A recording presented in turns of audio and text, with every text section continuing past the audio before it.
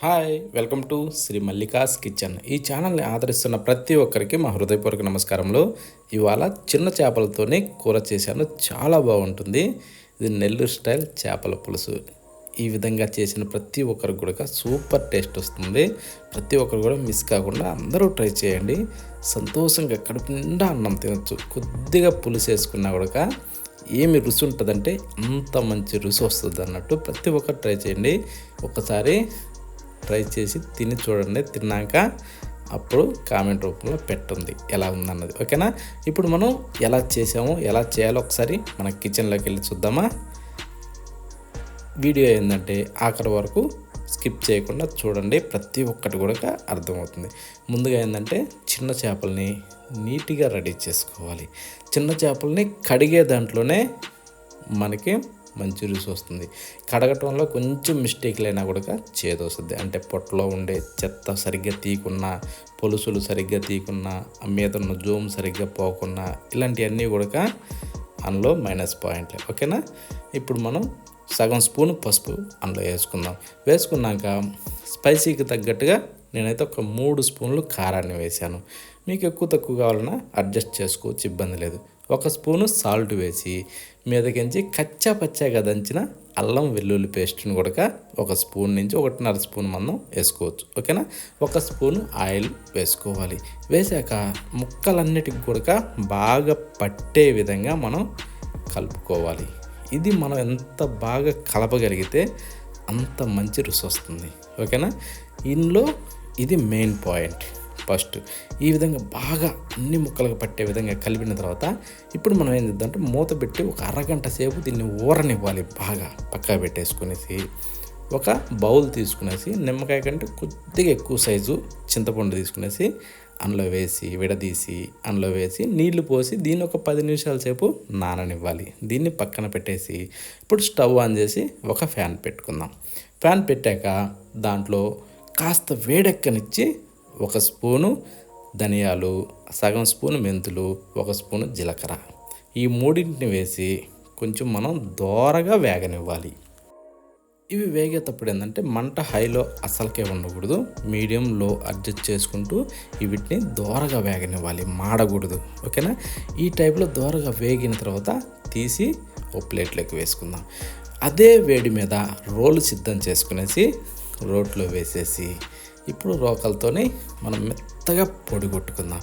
ఆ వేడి మీద రోట్లో వేసి దంచితే సింపుల్గా పొడిగా తయారైపోతుంది. కాకపోతే చల్లారిన తర్వాత కొద్దిగా ఇబ్బంది పెట్టద్ది. వేడి మీద అయితే మాత్రం గట్టిగా అలా రుబ్బగానే పొడి పొడి అయిపోద్ది అన్నట్టు. మిక్సీ గ్రైండర్లో అక్కడిక్కడ వేసే అవసరమే లేదు.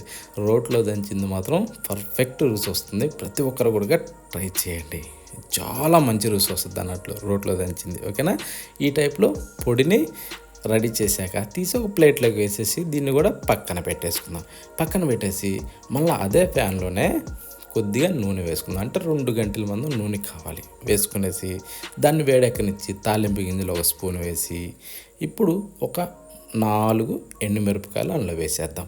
వేసి కాస్త అలా అనేసి ఇప్పుడు ఏం చేద్దామంటే కొద్దిగా కరివేపాకు కూడా మంచి స్మెల్ వచ్చేది తీసుకోండి. కూరకు మంచి రుచి వస్తుంది. దాన్ని చిటపట్లాన్నిచ్చి ఇప్పుడు ఎర్రగడ్డలు సన్నగా తరిగి ఒక 2 గడ్డల్ని సన్నగా తరిగి అందులో వేసి ఇప్పుడు మనం మంచి కలర్ వచ్చేదాకా ఈ ఎర్రగడ్డల్ని వేగనివ్వాలి. వేగిన తర్వాత ఇప్పుడు టమోటాలని ఒక 2 సన్నగా పొడవుగా కట్ చేసి అందులో వేసి మీదకించి 1 స్పూన్ సాల్ట్ అలా చల్లుకునేసి బాగా కలిపి మూత పెట్టి ఒక 2 నుంచి 3 నిమిషాల సేపు డమ్మనగనివ్వాలి. ఎప్పుడైనా సరే టమోటాలు వేసినప్పుడు మనం మూత పెడితే ఏంటంటే తొందరగా కింద మీద సెగదగిలి మగ్గుతాయి అన్నట్టు, ఓకేనా? ఇప్పుడు ఇందాక ఊరబెట్టుకున్న ఆ చిన్న చేపల్ని అందులో వేసేసుకుందాం. వేసేసి ఇప్పుడు ఈ ముక్కలను కూడా మనం బాగా కలుపుకోవాలి. ఇవన్నీ కూడా ఈ ఆయిల్ బాగా పట్టే విధంగా మనం వీటిని బాగా కలిపి మూత పెట్టి దీన్ని కూడా కాసేపు డమ్మనగనివ్వాలి. ఈలోపు చింతపండు పిసికి రెడీ చేసి పెట్టుకుందాం, ఓకేనా? ఇప్పుడు మూత తీసి చూస్తే చూడండి ఈ విధంగా ఆయిల్ పైకి తేలే విధంగా డమ్మనగతాయి అన్నట్టు. ఇప్పుడు అలా కదుపుకోవాలి తప్ప గెంటి పెట్టి పస్స కలబెట్టకూడదు. ఈ విధంగా కదిపిన తరువాత ఇప్పుడు ఇందాక రెడీ చేసి పెట్టుకున్న చింతపండు రసాన్ని అందులో పోసుకుందాం. నేనైతే జాలి సహాయం తీసుకుంటా, ఎందుకంటే తొలకలు పీసులు అందులో పడకుండా ఉంటాయి. ఓకేనా. ఇప్పుడు ఇందాక మనం ఏదైతే ఊరబెట్టుకున్నాం గిన్నె, ఆ గిన్నెలో కొద్దిగా నీళ్లు పోసి అందులో ఉన్న మసాలాలని కలిపి అందులో వేసేసుకుందాం. వేసాక కాస్త అలా కలబెట్టి మూత పెట్టి దాదాపు ఒక 10 నిమిషాలు అయితే దీన్ని ఉడకనివ్వాలి. అప్పుడేమవుతుందంటే పులుసు చిక్కబడుతుంది, ముక్క కూడా సూపర్గా ఉడుకుతుంది. ఓకేనా. ఇప్పుడు ఈ టైప్ అయిపోయినాక కాస్త అలా తిప్పుకునేసి రుచి చూసి సాల్ట్ వేసి ఇప్పుడు మీదకించి ఇందాక మనం దంచి పెట్టుకున్న ఆ పొడిని, అంటే ధనియాలు, మెంతులు, ఆవాలు ఇవి దంచి పెట్టుకున్నాం కదా, ఆ దంచి పెట్టుకున్న పొడిని దీంట్లో మీదకించి చల్లుకునేసి అలా తిప్పుకోవాలి. తిప్పిన తర్వాత మళ్ళీ మూత పెట్టి ఇంకొక 2 నిమిషాలు. అప్పుడేమవుద్దంటే మనం వేసిన మసాలా పొడి ఈ ముక్కలకి పులుసుకి బాగా ఇనుకుతుంది అన్నట్టు, ఇనికి సూపర్ టేస్ట్ వస్తుంది. ఇప్పుడు మూత తీయంగానే ఒక్కసారి గుప్పు మన చేపల వాసన ఏమి వస్తుంది అంటే చేపల కూర వాసన అంత బాగా వస్తుంది అన్నట్టు. ఈ టైప్లో చేయండి. ఈ చేపల కూర మనం ఎక్కడైతే చేస్తున్నామో ఆ వీధంతా ఆ స్మెల్ వస్తుంది. ఎవర్రా చేపల కూర చేస్తున్నారని వాళ్ళు అప్పుడే తెలుసుకుంటున్నట్టు. ఓకేనా. ఇప్పుడు మీదకించి మనం కొత్తిమీర అలా చల్లుకునేసి లైట్గా గంటితో అలా కదుపుకోవాలి తప్ప పచ్చ కలబెట్టకూడదు. చూడండి ఈ విధంగా తయారవుతుంది. ఇప్పుడు పులుసు కానీ ముక్క కానీ మనకు ఎంత అవసరమో అంత పులుసు చూసుకోవాలి. ముక్క ఎలా ఉడికిందో ఒకసారి మనం చెక్ చేసి కూడా చూసుకుందాం. పాత వాళ్ళకైతే ఏంటంటే దాన్ని చూడంగానే అర్థమైపోద్ది ముక్కను కానీ పులుసుని కానీ. కొత్త వాళ్ళైతే ఏంటంటే కొద్దిగా చెక్ చేసుకోబడుతుంది. ఈ టైప్లో చేసుకునేసి తినే ప్రతి ఒక్కరికి కూడా సూపర్ రుచి వస్తుంది.